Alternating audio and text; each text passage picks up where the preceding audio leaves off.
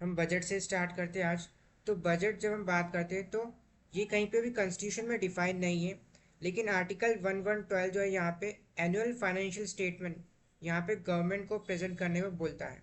ठीक है, यहाँ पे साथ ही में बजट में गवर्नमेंट अपने अपकमिंग अपकमिंग ईयर की जो एस्टिमेट्स हैं वो पब्लिश करती है। 1 फरवरी वर्किंग डे फरवरी के फर्स्ट वर्किंग डे में प्रेजेंट करती है। ठीक है, अब यहाँ पे तीन चीज़ें आती है: actual, revise estimates and budget receipts. अभी हम मानते हैं कि हम 2025 और 26 के करंट ईयर में चल रहे हैं। ठीक है, तो फॉर एग्जांपल इस ईयर में जब गवर्नमेंट बजट निकालेगी तो तो उसके पास्ट ईयर में मतलब पहले गवर्नमेंट ने कितना खर्चा करा, क्या क्या खर्चा करा, बोरोइंग्स करी, उसको हम बोलते हैं एक्चुअल। ठीक है, जो गवर्नमेंट रिपोर्ट प्रेजेंट करती है। इसके बाद आता है रिवाइज्ड एस्टिमेट्स। मतलब अब फॉर एग्जांपल जो 2025 का बजट है 25-26 के लिए, हो सकता है गवर्नमेंट को जो है कुछ बजट और अमाउंट जो है कम पड़ गया हो, कुछ अमाउंट कम पड़ गया हो, तो उसके लिए गवर्नमेंट यहाँ पे रिवाइज्ड एस्टिमेट्स लाती है कि मतलब हम इतना और जो है खर्चा करेंगे। तो हम बोलते हैं इसको करंट ईयर के लिए और ऑन गोइंग के लिए। ठीक है, अब इसके अगले साल के लिए गवर्नमेंट यहाँ पे लाती है बजट एस्टीमेट, जिसको हम बोलते हैं बजट एस्टीमेट्स। मतलब ये फ्यूचर के लिए होता है, फ्यूचर के लिए होता है। ठीक है, इसको लॉन्च कौन, रिलीज कौन, बनाता कौन है? तो फाइनेंस मिनिस्ट्री। इसके under department of economic affairs आता है, इसके अंडर बजट डिवीजन आता है। वो यहाँ पे जो है बजट का सारा काम करता है। ठीक है, प्रोसेस क्या होती है? तो यहाँ पे डिपार्टमेंट ऑफ इकोनॉमिक अफेयर्स में बजट डिवीजन जो है सारे मिनिस्ट्रीज को अपनी रिक्वायरमेंट सेंड करने को बोलता है।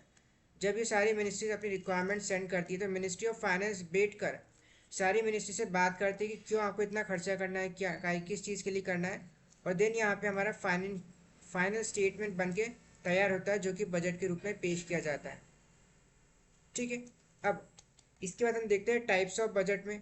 तो यहाँ पे टाइप्स में हम बात करें तो हमारे पास फर्स्ट आता है जेंडर बजटिंग। मतलब क्या? आपके बेस्ड ऑन जेंडर पे बजट डिवाइड होता है, मेल और फीमेल। ठीक है, अब इसको लाने की रीज़न है इक्वालिटी। इंडिया में इक्वालिटी लाना बेस्ड ऑन जेंडर। ठीक है, तो इसमें तीन पार्ट्स होते हैं, ए, बी और सी। जिसमें से ए में 100% जो बजट रहता है वो वुमेन को दिया जाता है। बी पार्ट वाला 30%, कम से कम एटलीस्ट 30% जो है वुमेन बेनिफिशरीज को जाना चाहिए। और अप टू 30% मतलब सी में से 30% तक वुमेन को जाएगा, सिर्फ तक। ठीक है, कंपलसरी यहाँ पे नहीं होता है। यहाँ पे कंपलसरी एटलीस्ट 30% तो जाना ही चाहिए कंपलसरी। अब इसकी क्रिटिसिज्म क्या क्या होते हैं? तो इम्बैलेंस इन एलोकेशन। मतलब जब हम बात करते हैं जेंडर बजटिंग में तो मोस्ट ज़्यादातर बजट जो है 60 to 70% बजट पार्ट बी में जाता है, जिसमें से मतलब सिर्फ 30% जो है वुमेन को एलोकेशन होता है, मान के चलते हैं। ठीक है, तो यहाँ पे मैक्सिमम जो है पार्ट बी में जाता है। सेकंड प्रॉब्लम है कि माना कि अलोकेशन हो जाता है, मतलब कि बजट अलोकेट करना और उसको यूटिलाइज करने में डिफरेंट फ़र्क है। मतलब यहाँ पे 1 करोड़ रुपए गवर्नमेंट ने खर्चा करने का बोला कि हम खर्चा करेंगे पार्ट बी में, लेकिन एक्चुअल में खर्चा होता है सिर्फ 50 लाख तक का। ठीक है, तो बजट यूटिलाइज ही नहीं होता है, इनसफिशिएंट स्केल। ठीक है, इसके आगे हम चलते हैं तो हम आते हैं ज़ीरो बेस्ड बजटिंग पे।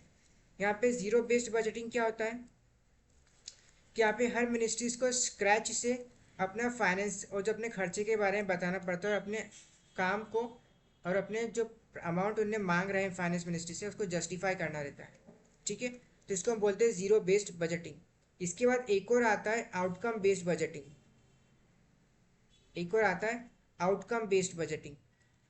मतलब क्या कि based on outcome, for example आप बताओ कि मैं इतना आपको आउटकम जनरेट, आपको इतनी लंबी रोड बना के दूंगा, इसके लिए मुझे इतना इनपुट मनी आप प्रोवाइड करो, जिसको हम बोलते हैं आउटकम बेस्ड बजटिंग।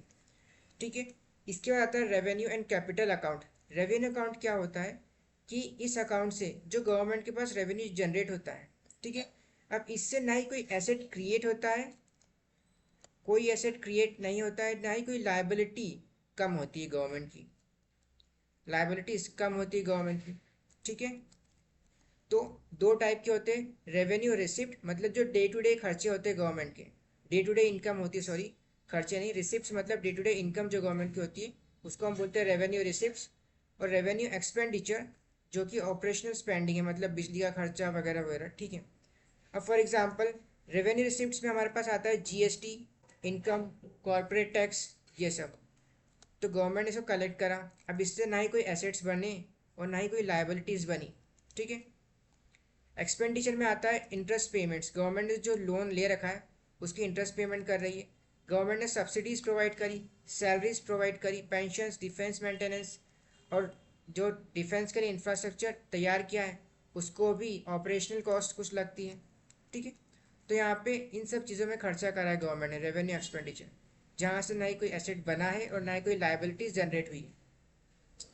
इसके बाद आता है कैपिटल अकाउंट, जिसकी वजह से हाँ एसेट क्रिएट होते हैं और साथ ही में लाइबिलिटीज रिड्यूस या इंक्रीज या डिक्रीज होती है, ठीक है। तो वापस से दो टाइप, कैपिटल रिसिप्ट्स और कैपिटल एक्सपेंडिचर, ठीक है। तो यहाँ पे इनकम दैट इधर क्रिएट लाइबिलिटी, या तो लाइबिलिटी क्रिएट करती है या तो रिड्यूस करती है फाइनेंशियल एसेट्स को। फॉर एग्जांपल बोरोइंग्स, ठीक है। गवर्नमेंट ने कहीं पे बोरोइंग कर, किसी को बोरोइंग्स, डिसइन्वेस्टमेंट, गवर्नमेंट डिसइन्वेस्टमेंट कर रही है, यहाँ पे गवर्नमेंट ने बोरोइंग्स करी तो यहाँ पे कैपिटल जनरेट करने के लिए। रिकवरी ऑफ लोन्स, गवर्नमेंट ने फॉर एग्जांपल स्टेट गवर्नमेंट को लोन दे रखा था, और फॉर एग्जांपल इंटरनेशनल मार्केट में इंडिया ने बांग्लादेश को लोन दे रखा है तो उसकी रिकवरी कर रही है, ठीक है। तो यहाँ पे ना ही कोई एसेट जनरेट हुए, ठीक है, और ना ही कोई लाइबिलिटी क्रिएट हुई। इसके बाद आता है कैपिटल एक्सपेंडिचर, तो spending that creates a financial asset और रिड्यूसेस लाइबिलिटीज। तो हमें याद रखना है कैपिटल एक्सपेंडिचर से infrastructure creation, loan given, repayment of borrowings, ठीक है। अब यहाँ पे इसके बाद आता है जीसीसीए, मनी गिवन बाय। तो यहाँ पे जीसीसीए का मतलब क्या होता है, grants for creation of capital assets. ये यूनियन गवर्नमेंट स्टेट गवर्नमेंट को देती है इंफ्रास्ट्रक्चर डेवलपमेंट के लिए पर्टिकुलर, और ये ग्रांट्स रहती है, ठीक है। तो इससे रिटर्न यूनियन को कुछ नहीं मिलता है, रिटर्न में यूनियन गवर्नमेंट को कुछ नहीं मिलता है। इसके बाद क्लासिफाइड एज रेवेन्यू एक्सपेंडिचर। अब रेवेन्यू एक्सपेंडिचर में एक्चुअल में आना तो नहीं चाहिए, क्योंकि जब कैपिटल जनरेशन हो रहा है तो ये कैपिटल एक्सपेंडिचर में आना चाहिए और कैपिटल अकाउंट में आना चाहिए, तो ऐसा होता है नहीं। तो यहाँ पे रंगराजन कमेटी बोलती है कि आप इसको कैपिटल अकाउंट में डालो, ठीक है। इसके बाद हम बात करते हैं डेफिसिट्स की। तो डेफिसिट मतलब होता है गवर्नमेंट का total expenditure minus total receipts, ठीक है। अब जैसे ही वैल्यू नेगेटिव में जाती है तो हम बोलते हैं डेफिसिट हुआ है, मतलब गवर्नमेंट का जो खर्चा है वो ज़्यादा है इनकम के, मतलब इनकम कम है और खर्चा ज़्यादा है, तो हम बोलते हैं डेफिसिट, ठीक है। अब इसमें चार तरह के डेफिसिट हम देखते हैं, revenue deficit, effective revenue deficit, fiscal deficit और प्राइमरी डेफिसिट। यहाँ पर रेवेन्यू डेफिसिट होता है रेवेन्यू एक्सपेंडिचर, मतलब जो गवर्नमेंट खर्चा कर रही है अपने रेवेन्यू से, माइनस रेवेन्यू रिसिप्ट्स, ठीक है।